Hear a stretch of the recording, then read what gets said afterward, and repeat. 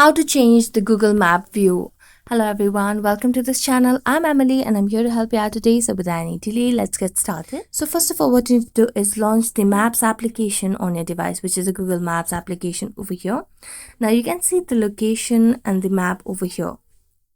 So in order to change the map view or the Google Map view, what you simply have to do is tap on this option over here at the top right corner of the screen. So tap on it and it will give you the map type over here. Right now it's in the default mode.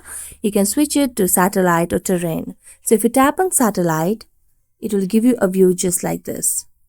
Now if you want to change it again, you can switch it to terrain and here you'll be able to see it something like this. So in this way, you'll be able to change your Google Map view on your Android.